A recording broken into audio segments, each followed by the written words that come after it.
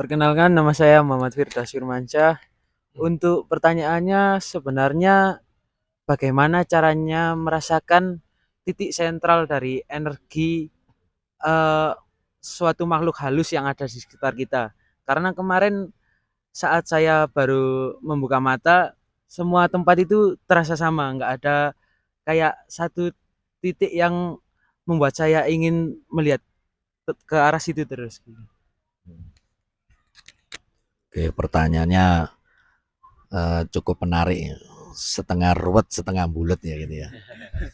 Intinya itu pertanyaannya bagaimana caranya memfokuskan energi di mana keberadaan makhluk astral. Nah, itu intinya ya. Tapi tidak apa-apa, itu hal yang wajar ya teman-teman. Untuk melakukan pendeteksian itu ya, masuknya ke ranah pendeteksian makhluk astral, di mana sih makhluk astral ini berada. Misalkan kita berada di suatu tempat, terus tiba-tiba perasaan kita kayak ada yang mengawasi, kayak ada yang berada di sana. Nah, sebetulnya sisi halus dari diri manusia itu pasti ada ya. Setiap manusia itu kita ini secara jasad ini badan kasar, badan halus kita ini sukma ya. Lah sukma itulah yang memberitahu atau menuntun manusia bahwasanya oh itu loh di sana ada sesuatu atau ada jin atau ada setan, ada makhluk. Karena mereka sama-sama berbadan halus atau sesama makhluk halus, namun bedanya di diri kita ini sukma atau badan halus itu ingin langsung memberitahukan ke kita dengan suara langsung kayaknya tidak mungkin.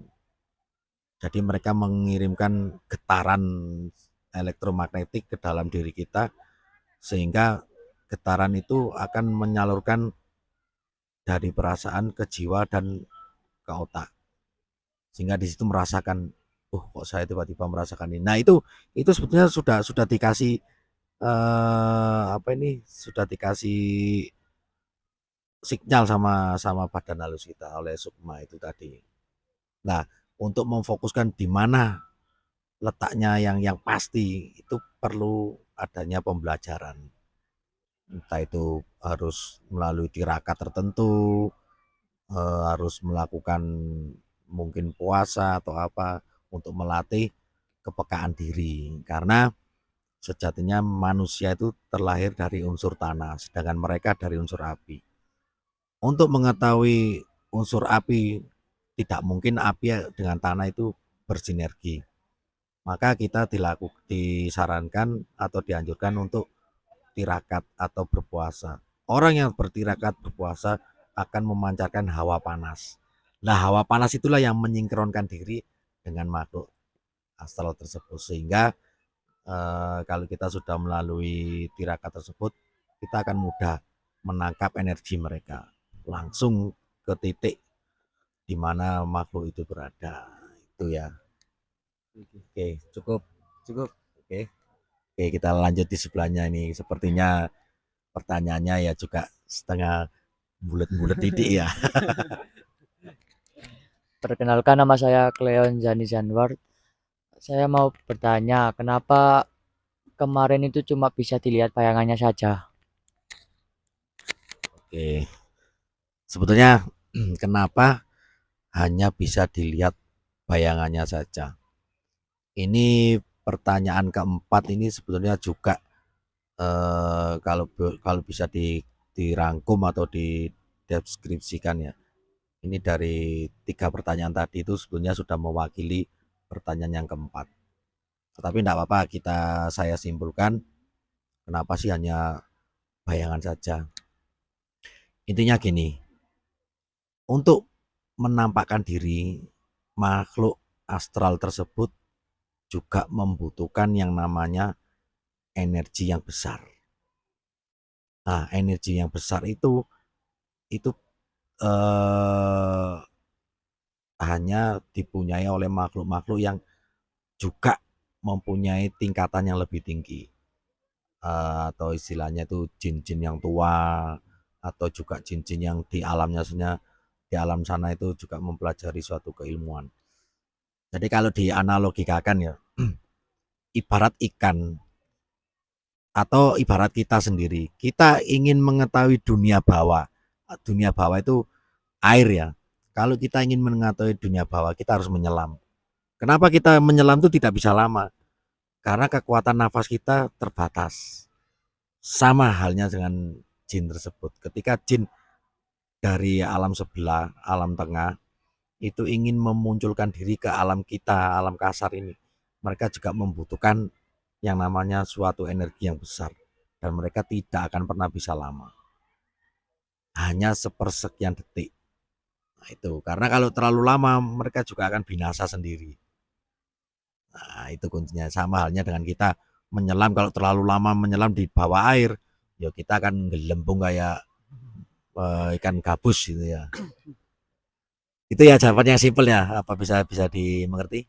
Bisa dimengerti. Oke, ini yang terakhir ini juga ada pertanyaan rupanya ya. Cuman kayaknya setengah horor nih pertanyaannya. Monggo.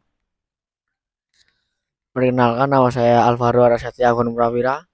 Saya mau menanyakan, mengapa saat proses apa berinteraksi sama makhluk makhluk itu kok cuma bisa dilihat satu kali? Saat kita memejamkan mata, terus membuka mata lagi, tidak bisa dilihat lagi.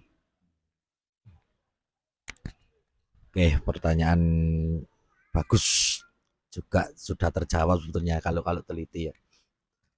Dari awal tadi saya sudah bilang bahwasanya yang saya lakukan hanya persentasenya 1-2%. Karena apa? Karena satu dari segi usia juga belum mampu panca inderanya untuk menangkap hal-hal yang gaib. Terus kedua juga belum belum belum ada kesiapan yang benar-benar matang di situ ya. Ketika sampean saya suruh memejamkan mata, di situ saya transferkan energi dari dalam diri saya ke sampean. Jadi di situ hanya terlihat sekilas.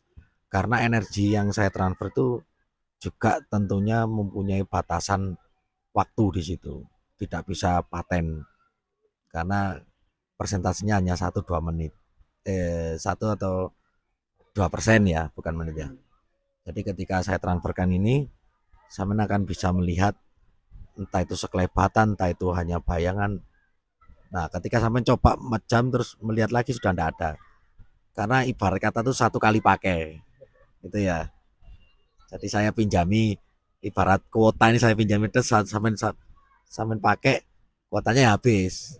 Nah, terus bagaimana kalau saya ingin melihat itu terus-terusan ya sama dengan pertanyaan yang ketiga tadi harus melakukan beberapa tirakat dan tirakat itu juga tentunya perlu kematangan jiwa. Kematangan jiwa itu ya yang saya sampaikan tadi dari segi usia, pengalaman dan keseriusan. Jadi itu ya yang bisa saya sampaikan. Ada lagi pertanyaan? Cukup. Cukup. Oke teman-teman ya, dari kelima peserta semalam yang ikut eksplor di lokasi hutan itu, mereka ini sebetulnya penasaran sekali ya dengan minimnya pengalaman, hanya berbekal melihat dari tayangan-tayangan yang menyebar di berbagai media massa. Mereka juga ingin merasakan secara langsung bagaimana sih rasanya berinteraksi, bagaimana sih ketika ikut ekspor, bagaimana sih ketika melihat sosok astral. Nah, semalam sudah kita buktikan dan sesuai dengan pengalaman masing-masing, ada yang hanya merasakan, ada yang hanya sekelebat, ada yang hanya merasakan energi, ada pula yang hanya merasakan mungkin bayangan yang samar. Tapi itulah keunikan dari kelima peserta ini teman-teman ya. Oke, sampai di sini dulu teman-teman ya. Dari istilahnya bisa dikatakan ini podcast ya. Podcast kecil-kecilan untuk sebagai menambah wawasan bersama. Oke, ikuti terus perjalanan saya di tempat-tempat yang lain yang tentunya dengan nuansa dan suasana yang berbeda, dan tetap dukung channel saya. Assalamualaikum warahmatullahi wabarakatuh. Salam Rahayu.